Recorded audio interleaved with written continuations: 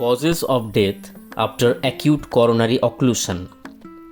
The most common causes of death after acute myocardial infarction are decreased cardiac output, damming of the blood in the pulmonary blood vessels which results in pulmonary edema, ventricular fibrillation, and occasionally rupture of the infarcted area of heart.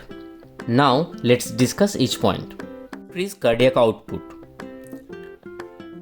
When some of the cardiac muscle fibers are not functioning and others are too weak to contract with great force, the overall pumping ability of the affected ventricle is proportionately depressed. The overall pumping strength of the infarcted heart is often decreased more than one might expect because of the phenomenon called systolic stretch. This occurs when the normal portion of the ventricular muscle contract and the ischemic portion of the muscle, instead of contracting, is forced outwards by the pressure developed inside of the ventricle. Therefore, much of the pumping force of the ventricle is dissipated by bulging of the area of non-functional cardiac muscle. When the heart becomes incapable of contracting with sufficient force to pump enough blood into the peripheral arterial tree, cardiac failure and death of the peripheral tissues ensue as a result of peripheral ischemia. This condition is called coronary shock, cardiogenic shock, cardiac shock, or low cardiac output failure.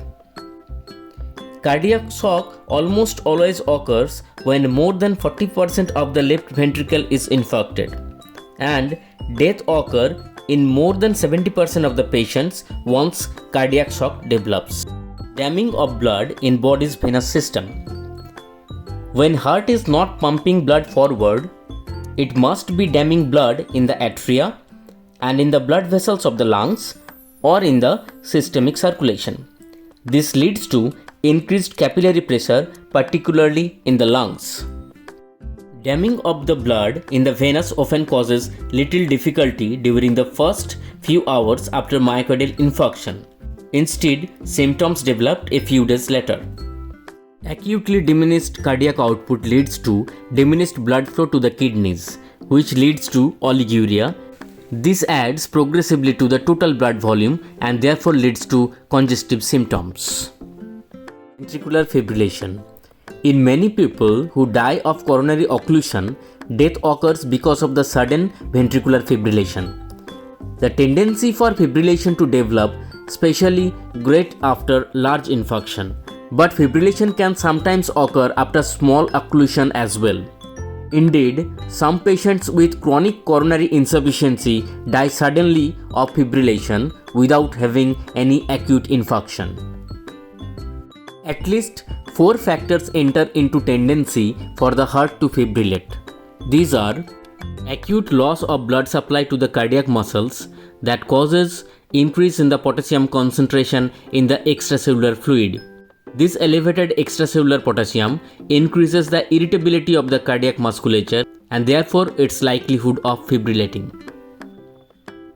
Ischemia of the muscle causes an injury current. The ischemic musculature often cannot completely repolarize its membrane after a heartbeat, and thus the external surface of this muscle remains negative with respect to the normal cardiac muscle membrane potential elsewhere in the heart. Therefore, the current flows from this ischemic area of the heart to the normal area and can elicit abnormal impulses that can cause fibrillation. Powerful sympathetic reflexes often develop after massive infarction, principally because of the heart does not pump an adequate volume of the blood into the arterial tree.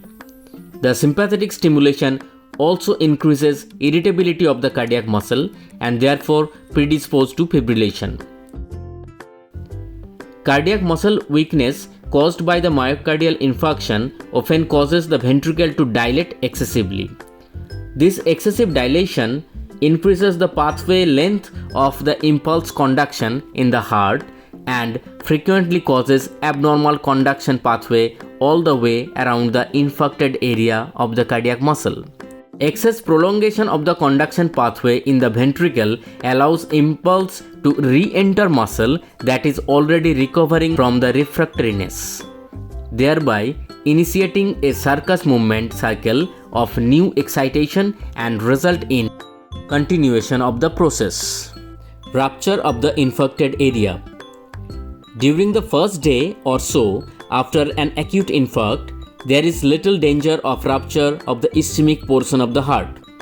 But a few days later, the dead muscle's fiber begin to degenerate and the heart wall becomes stretched very thin.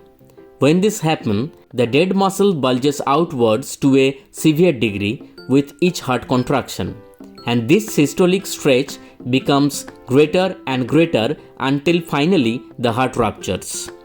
When a ventricle does rupture, loss of the blood into the pericardial space causes rapid development of the cardiac tamponade. This is compression of the heart from the outside by blood collecting in the pericardial cavity. Because of this compression of the heart, blood cannot flow into the right atrium and the patient dies of suddenly decreased cardiac output.